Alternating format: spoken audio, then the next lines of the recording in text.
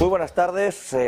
Esperando el dato del PIB estadounidense, esperando los datos, esperando el crecimiento de la que en teoría es la mayor economía del mundo para saber si la Reserva Federal subirá o no en mayor medida los tipos de interés. Eso será a las 2:30 de la tarde, lo analizaremos aquí en Negocios Televisión. Antes, como no, miramos a otros escenarios, en concreto a un Parlamento Europeo que esta misma mañana, hace apenas un par de horas, ha decidido destituir a la vicepresidenta griega, a la señora Kaili, tras el escándalo de sobornos de ese catalán que algunos miembros del Parlamento Europeo estuvieron cobrando, presuntamente estuvieron cobrando sobornos y sobresueldos, alguna serie de cuantías e incluso regalos en determinadas prebendas por parte de las autoridades cataríes, que, como es lógico, niegan ningún tipo de participación en este asunto y no saben de qué les están hablando. La realidad es que las cuentas de la señora Kaili no cuadran, y no solo no cuadran, sino que parece haber ciertos sobornos relativamente fáciles de demostrar por la documentación aportada y bastante complicado que la señora Kaili salga indemne. Tanto es así que esta mañana el Parlamento Europeo tenía que decidir la destitución definitiva de la señora Kaili como vicepresidenta, y desde el Parlamento Europeo nadie lo ha dudado. 625 votos para echarla cuando solo hacían falta 2/3, práctica totalidad, para expulsar a la señora Kaili del Parlamento Europeo. Y vamos más allá. También ha sido expulsada del PASOK, el partido griego al que pertenece, y eso es extraño porque el PASOK no es precisamente famoso por no tener corrupción entre sus filas. Lo cierto es que tampoco se respeta la presunción que pedía Kaili de inocencia, y hasta que no terminara el juicio pues se mantuvieran ciertos cargos. El escándalo del Qatargate ya le ha costado a la señora Kaili ese puesto, y vamos a ver hasta qué punto, porque a lo largo de esta tarde hará una primera declaración la propia ex vicepresidenta ya del Parlamento, y vamos a ver hasta qué punto, decía, no están implicados otros miembros de ese propio Parlamento Europeo, no están implicados otros miembros ya no solo de su partido, sino también en Italia, Francia, Polonia, que dentro de sus quehaceres todos ellos parecen implicados en algún punto con determinados viajes que realizó la propia Kaili, pagados presuntamente por las autoridades de Qatar, a cambio de ciertos favores del propio Parlamento, entre ellos todo lo acontecido y ocurrido en acallar determinadas voces de cara al Mundial que recientemente se ha celebrado allí en Qatar. Bueno, esto es uno de los asuntos del día. El otro, evidentemente, pasa por esa situación entre Rusia y Ucrania, por la guerra que se está produciendo en el país ucraniano, y que ayer tuvo un punto de inflexión, en la madrugada de ayer tuvo un punto de inflexión, cuando Volodymyr Zelensky, el presidente ucraniano, logró reunirse con Joe Biden, y no solo eso, sino que ambos presidentes, tanto el norteamericano como el ucraniano, dieron una rueda de prensa conjunta en la que Joe Biden dijo apoyar al 100% a Ucrania. Dicen que los estadounidenses estarán parafraseando al propio Zelensky, que dijo que lucharían hasta que quedase el último ucraniano. Bueno, pues utilizando esa frase, el propio Joe Biden terminó su comparecencia diciendo que estarán del lado de los ucranianos hasta que el último ucraniano de la vida. No deja de ser, en todo caso, paradójico lo que está ocurriendo, porque de momento lo que no ha enviado, y eso sí sería elevar la guerra a una mayor escala, es tropas Estados Unidos a Ucrania. Lo que sí se comprometió a aportar, 2.000 millones de dólares y un sistema de defensa antiaérea con misiles Patriot, que no son solo defensa antiaérea, los misiles Patriot también se pueden utilizar para designar objetivos, es decir, que ya veremos lo que termina ocurriendo cuando esos misiles lleguen a tierras ucranianas y cuando los decidan implementar, algo que en teoría debiera llevarles todavía un par de meses, tanto su implementación como la estructura de aprendizaje por parte de los militares ucranianos respecto de este sistema de misiles. Además, el propio Joe Biden comprometió también 45.000 millones para el próximo año 2023, que también irán destinados a ayudar a Ucrania en esa guerra contra Rusia. Una guerra que Rusia esperaba acabar antes de todo este tiempo que estamos viviendo, pero que no le importa que se alargue en el tiempo. Así lo han trasladado desde el Kremlin esta misma mañana, diciendo que Estados Unidos es quien está prolongando todo lo que ocurre allí, y que además está realizando ciertas injerencias, no solo con respecto a Rusia, sino también con respecto a Europa, y comprando parte de esa tesis, desde luego no de acuerdo con Rusia, pero sí en una cierta tesis de defensa o autodefensa de la Unión Europea, de la propia Europa, del viejo continente. Se ha pronunciado esta mañana Emmanuel Macron. El presidente francés asegura que Europa necesita una fuerza militar propia. ¿Qué ha dicho exactamente en este sentido y cómo lo ha planteado el propio Macron? Marta Isern, muy buenas tardes. Macron pide a Europa que dependa menos de Estados Unidos en materia de seguridad. Insiste en que Europa debe asumir un papel más asertivo dentro de la OTAN, reduciendo su dependencia en Estados Unidos y desarrollando sus propias capacidades de defensa. Para el presidente francés, una Europa más fuerte le permitirá una mayor autonomía dentro de la alianza. En pocas palabras, lo que quiere es que Europa refuerce su defensa para actuar junto a la OTAN, pero también independientemente de la OTAN.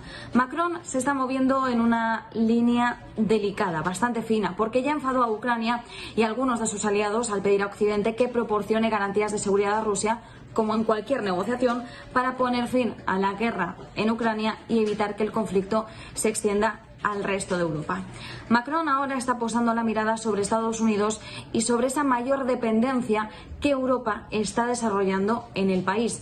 Ya hemos visto la ayuda armamentística y económica que está proporcionando Estados Unidos a Ucrania para resistir el conflicto, y por eso Macron insiste en que Europa debe ganar más autonomía en tecnología y en capacidades de defensa.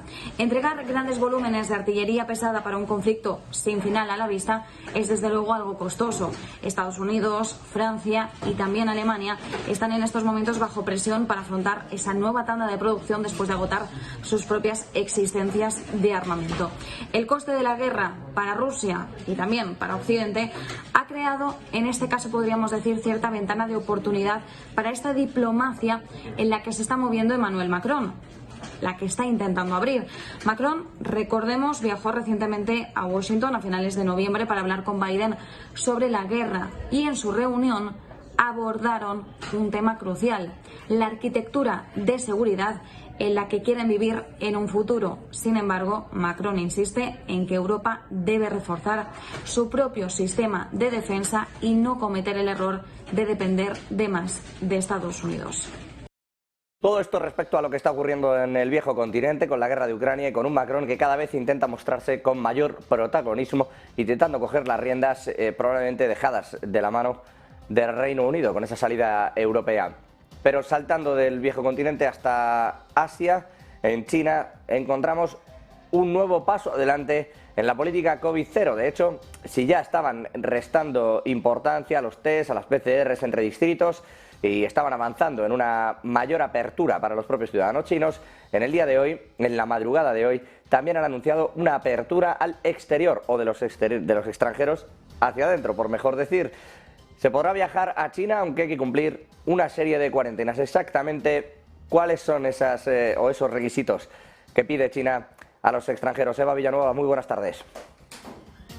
Muy buenas. China continúa avanzando en sus planes para desmontar la política cero COVID, y todo apunta a que el próximo mes de enero podría poner fin a esas cuarentenas para los viajeros. Según fuentes citadas por Bloomberg, Pekín estudia reducir los requisitos de cuarentena para los viajeros extranjeros a partir del arranque de 2023. ¿Cuál es la fórmula que barajan? Al parecer se resume en una política de 0+3. ¿Y en qué consistiría? Pues se eliminaría el requisito de pasar tiempo en un hotel de cuarentena o en un centro de aislamiento, y las llegadas al país estarían sujetas a 3 días de monitorización. Por supuesto, las discusiones no son públicas en Pekín, pero según esas fuentes, de momento no está claro cómo se llevaría a cabo ese control. Los detalles se están ultimando, pero todo apunta a que ese cambio podría llegar en enero. Oficialmente, China ha confirmado este miércoles 2.966 nuevos casos de coronavirus, pero sin embargo ha contabilizado menos de 10 muertes desde principios de diciembre, cifras que contrastan y de pleno con los recientes informes que se están haciendo eco de que la situación en los hospitales de China está siendo desbordada y que los crematorios trabajan por encima de sus posibilidades. A tenor de estas informaciones extraoficiales que cita Bloomberg, parece confirmarse que la reapertura y el coste que supondrán los crecientes brotes impactarán y superarán con creces las previsiones del gobierno de Pekín. Gracias, Eva. Todo esto en un país que efectivamente está siendo opaco, como comentas, con los datos reales que hay detrás de los contagios en esta pandemia. 2.000 casos, casi 3.000 casos nuevos, 2.950 casos nuevos, con 10 fallecidos solamente desde el inicio de diciembre hasta ahora.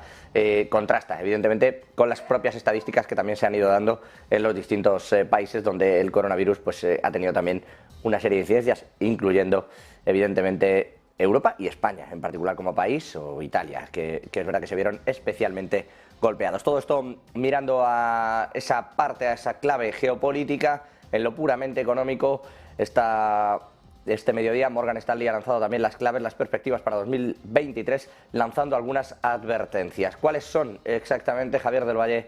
Muy buenas tardes.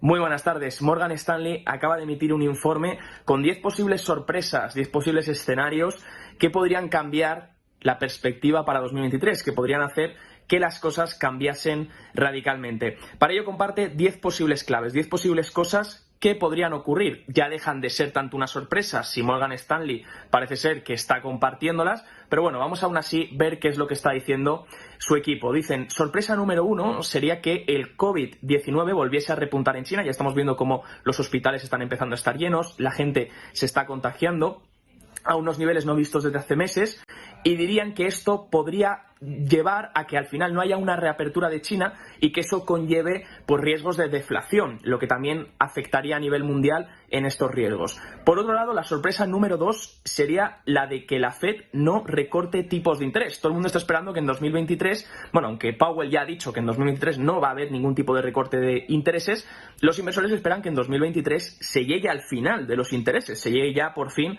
a esa tasa terminal, a esa tasa final en cuanto a subida de intereses. Bueno, pues dicen que la sorpresa número 2 sería que la Fed finalmente no haga ningún recorte ni en 2023 ni en 2024 y que incluso pueda seguir subiendo intereses. ¿Esto por qué sería? Bueno, pues porque la inflación la siguen viendo como un posible escenario de segunda ronda y creen en ese riesgo de que hubiese otra vez una aceleración de la inflación en los próximos años y mantendrían un tono muy similar al de Paul Volcker, seguir subiendo tipos o mantener los tipos altos incluso si hubiera una recesión. Esa sería la segunda sorpresa. La tercera sorpresa sería que la liquidez empieza a funcionar mal y el mercado de bonos empieza a funcionar mal, empieza a haber problemas de liquidez y eso fuerce a la Fed a parar.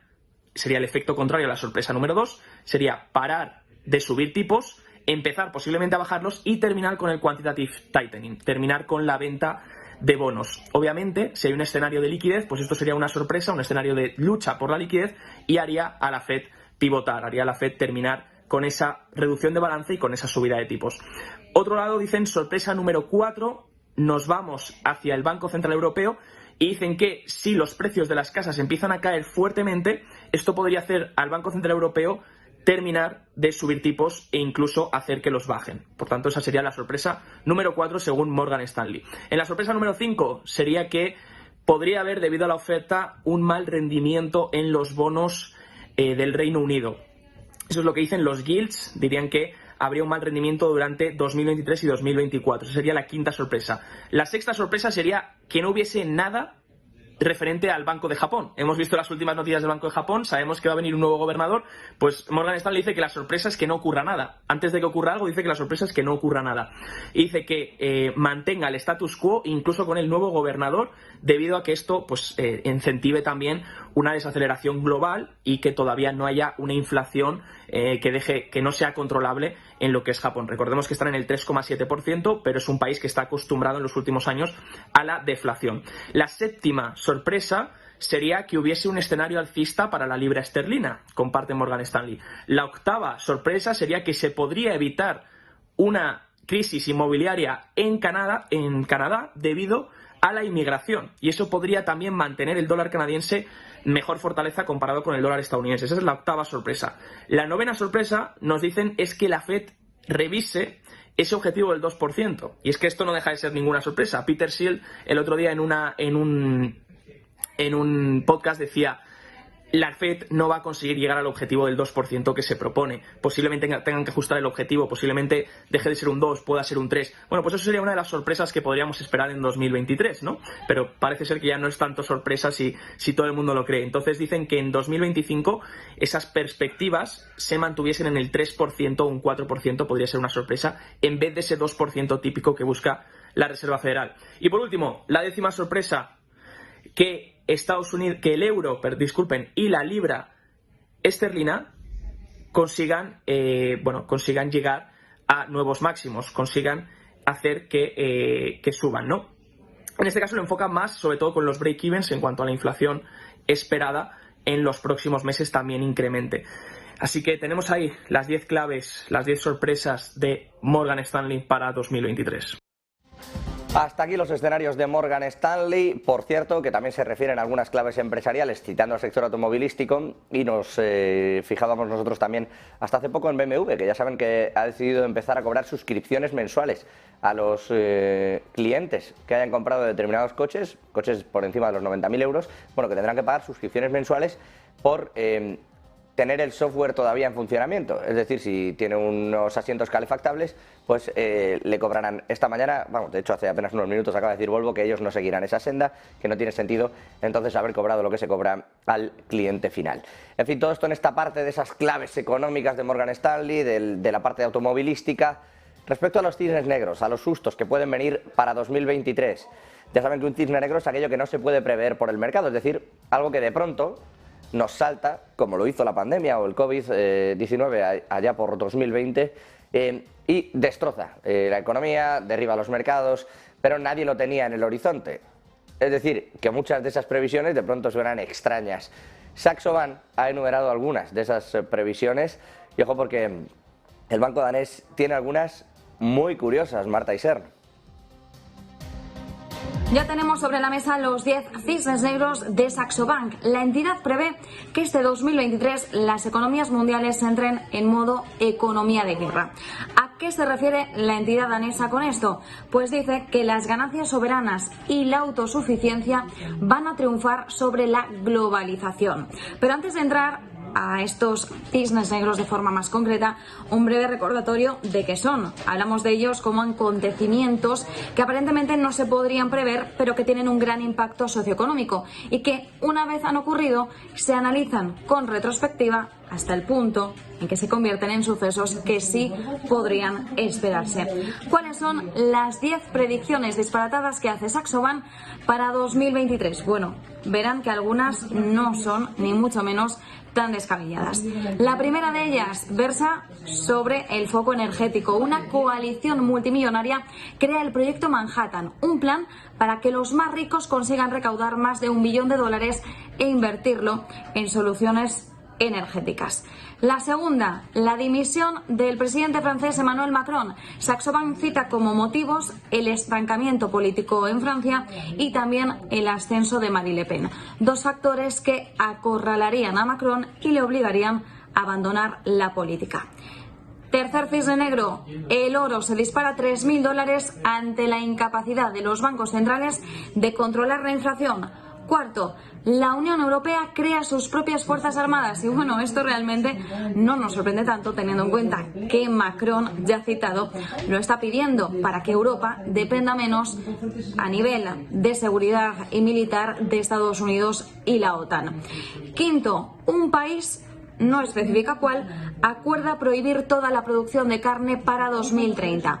Sería parte de un esfuerzo por convertirse en líder mundial hacia las emisiones netas cero, pero no solo decidiría este país imponer un fuerte impuesto a la carne, sino también prohibir directamente la producción nacional. Sexto, Reino Unido celebra un referéndum contra el Brexit y ojo porque esta tampoco nos extrañaría tanto. Teniendo en cuenta la peliaguda situación de su economía, Saxo Bank pronostica que tras una recesión y grandes presiones internas, Reino Unido se vería envuelto en una agitación política que desembocaría en una votación para dar marcha atrás al proceso del Brexit.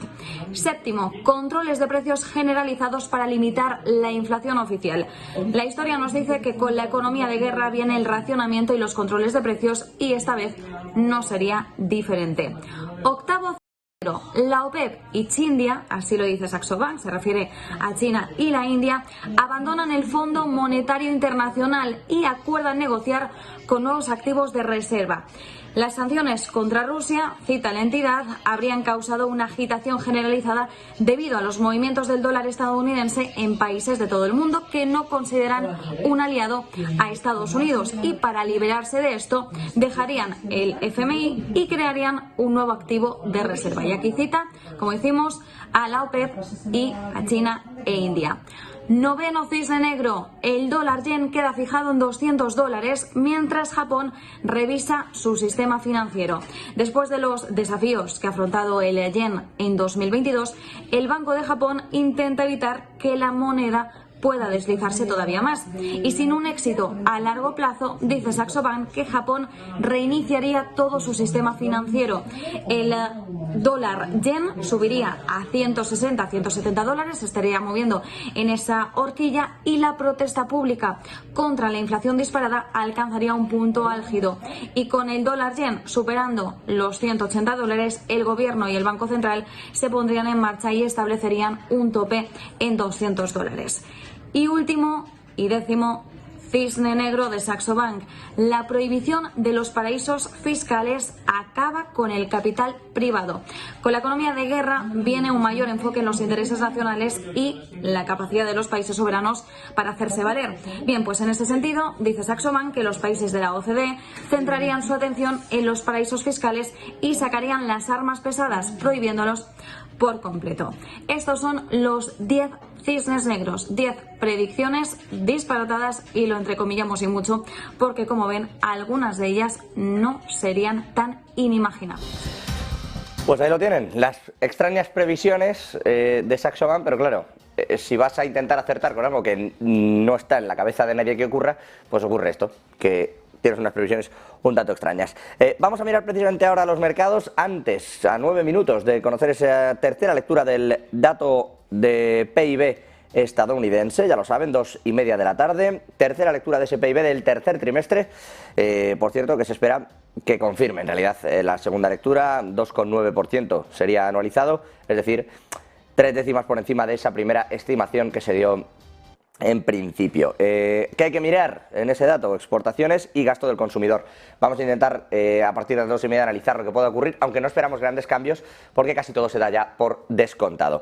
Mirando al mercado, les decía, a estas horas estamos viendo tonos, bueno, muy dispares, con un IBEX 35 que, como ven, está prácticamente plano. Ha intentado ir a terreno positivo, pero le está costando mucho. Incluso si miran la parte técnica, pues se ve claramente que ha roto una pequeña resistencia hacia arriba y le está costando horrores mantenerla. En negativo el IBEX 35, aunque insisto, prácticamente plano, no hay un gran cambio. El DAX alemán sí que está cayendo algo más, un 0,3%, nada excesivo, no es una gran caída, pero sí que es verdad que, como vemos, estamos viendo unos retrocesos un poquito más abultados que los del IBEX 35. Lo mismo ocurre con el Eurostock, que la caída es del entorno del cuarto de punto porcentual, es decir, un 0,25% abajo. Con este escenario, con los futuros norteamericanos también en negativo, en ese entorno del 0,3, medio punto porcentual abajo, miramos también a otro de los protagonistas del día de hoy.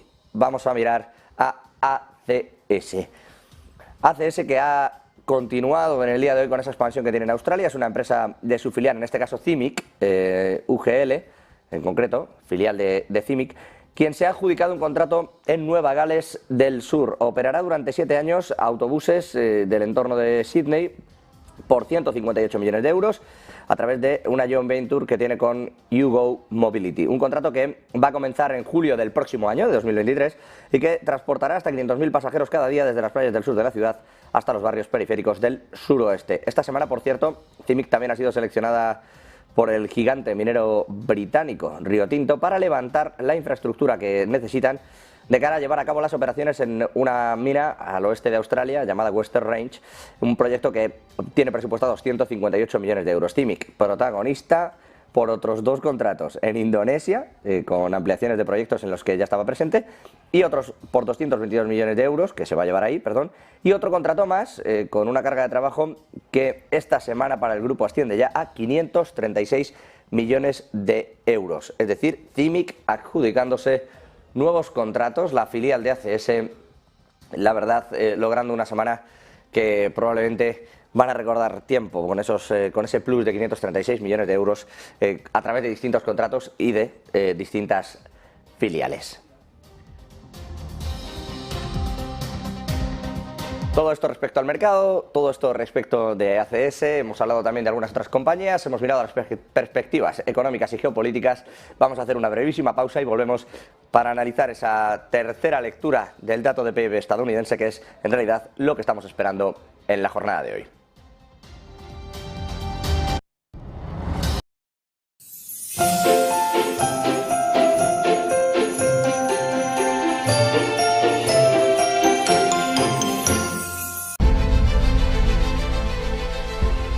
No puede volver atrás y cambiar el principio, pero puede comenzar donde está y cambiar el final. En Luna Sevilla queremos ser su asesor financiero de referencia para mejorar su presente y su futuro patrimonial, prestando nuestros servicios como agentes de Caser Asesores Financieros.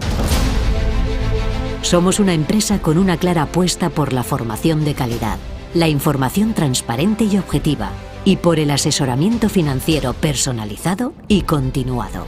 Visite nuestra web lunasevilla.es o llame al 91 762 3442.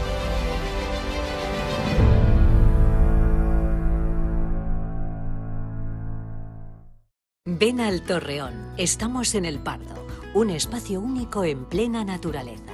Disfruta de momentos de desconexión mientras saboreas la mejor gastronomía. Disponemos de 7 amplias terrazas y salones para todo tipo de eventos. Degusta nuestros exquisitos platos acompañados de una selecta bodega de vinos. A tu servicio, un gran parking y zona infantil. Abierto los 365 días del año. Cocina ininterrumpida desde las 10 de la mañana hasta las 12 de la noche. Haz tu reserva.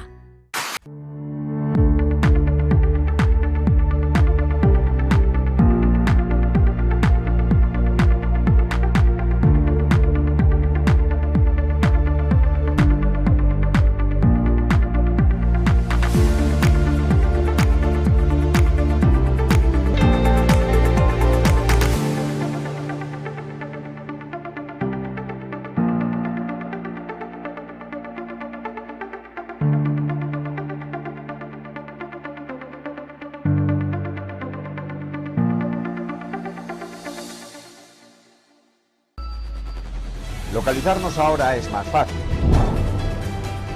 La economía a tu alcance. Empresas, inversiones, tecnología. Ya en la app de Movistar. Vive la economía. Negocios Televisión.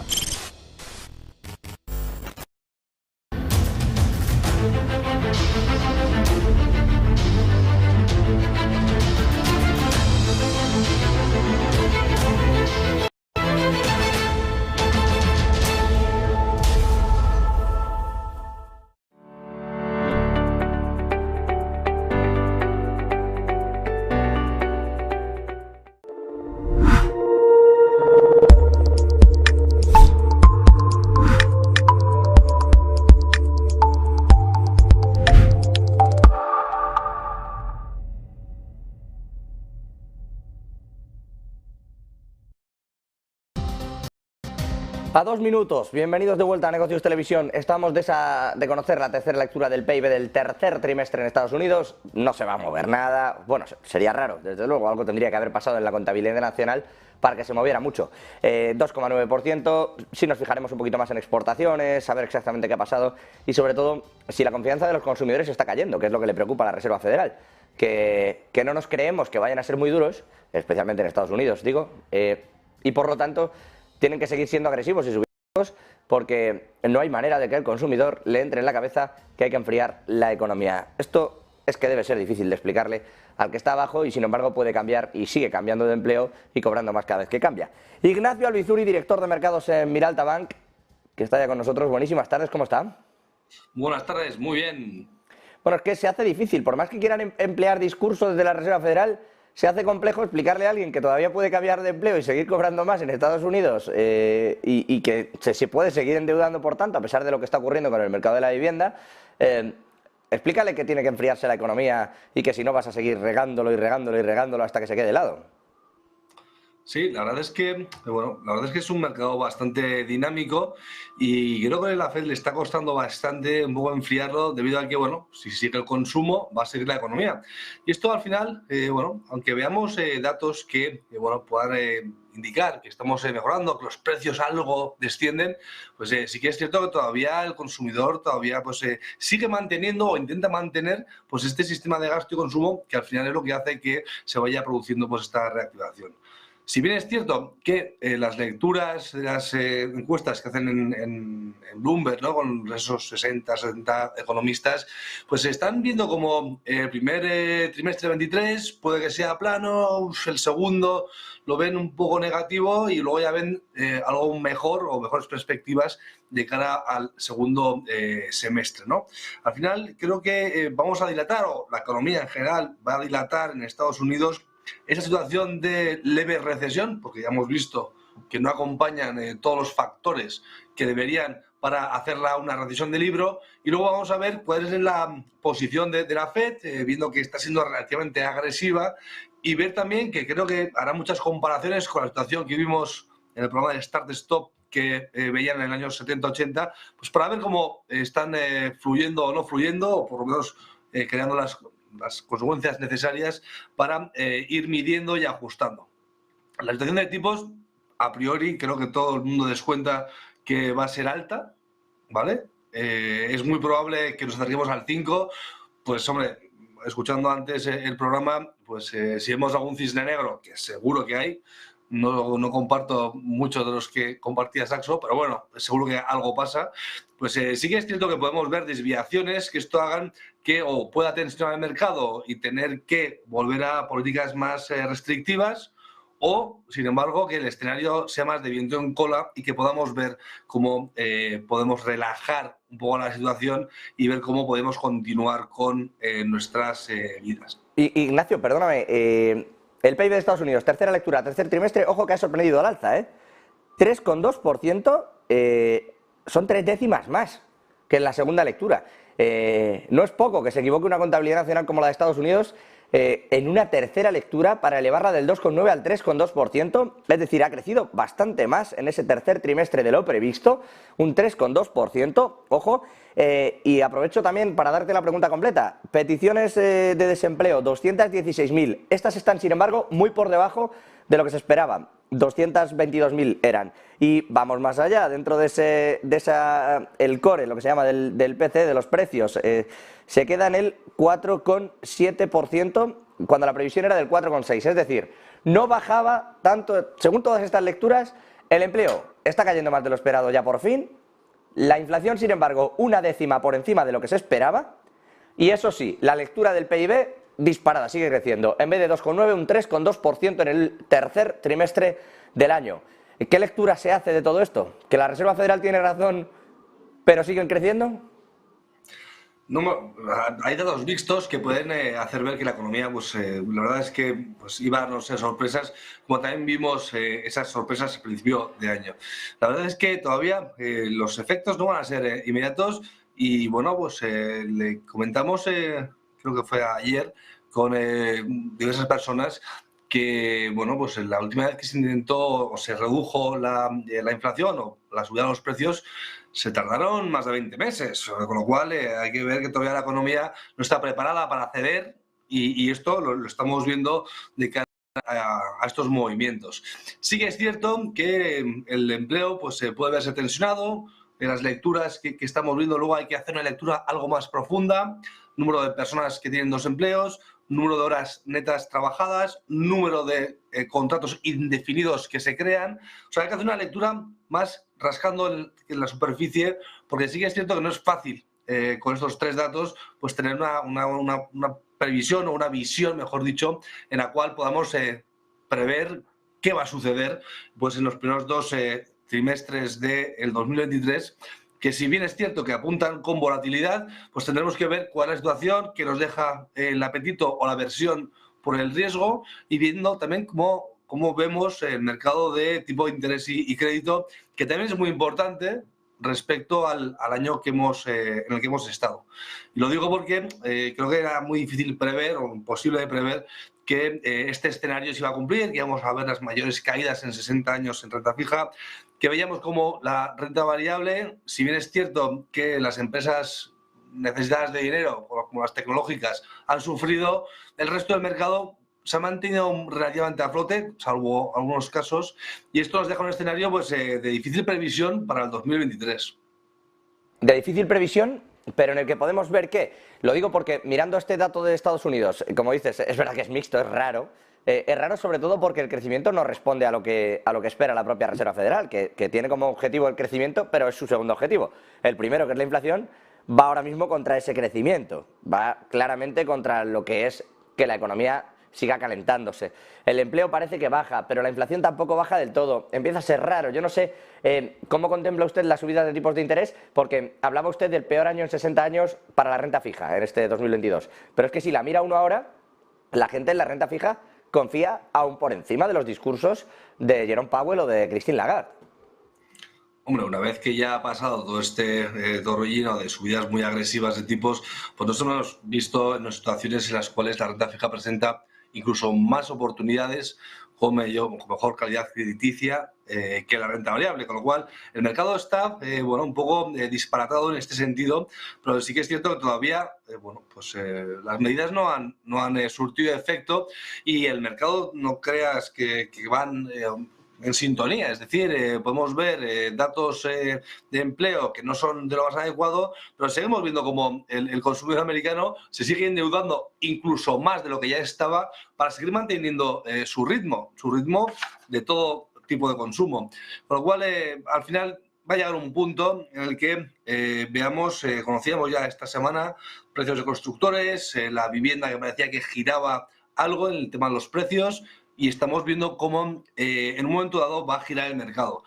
Sí es notable que las recuperaciones o los giros que hemos visto en el mercado son algo más violentos o algo más rápidos, digámoslo así, de los que habíamos visto previamente. Con lo cual, si hemos visto incrementos en precios, es muy probable que volvamos a los puntos iniciales o por lo menos a mediarlo, ¿vale?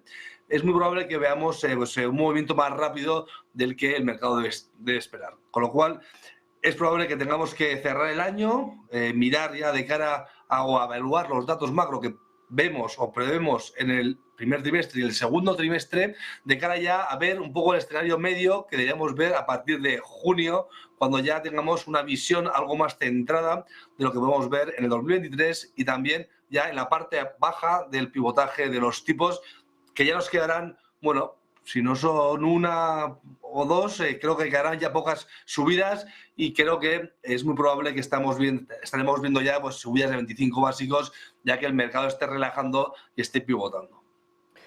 Bueno, pues vamos a ver si pivota o no. Con este dato de crecimiento, con las peticiones, insisto, en 216.000, superando expectativas, que eran 222.000, es decir, todo el mundo sigue como muy sano.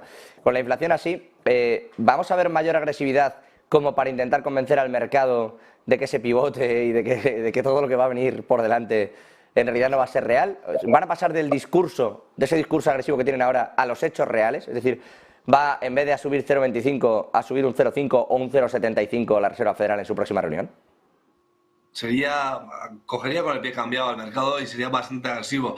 Si ya es algo más difícil el acceso al capital por parte de la economía real, sería un cambio de actitud. O sea, hemos visto que se están cumpliendo las previsiones de subidas de tipos, por lo menos la de los analistas, y estamos viendo cómo es muy probable que continuemos con esta serie de subidas, relajando un poco, pero que el discurso siga siendo agresivo. Es decir, tanto la Fed como el Banco Central Europeo, sí que es cierto que las lecturas que ha hecho no han sido nada suaves y han comentado la realidad, que es que todavía no está mejorando con la velocidad que ellos veían todas estas factores o datos macro que deberían estar mejorando algo más rápido de lo esperado. Con lo cual, yo pienso que el ritmo de subidas va a ser el previsto, es decir, decreciente, y que el discurso va a ser algo más fuerte, viendo cómo al final nos está preparando para un escenario que antes o después llegará, pero que a la velocidad a la que estamos será más tercer trimestre del 2023 antes que el primero o el segundo.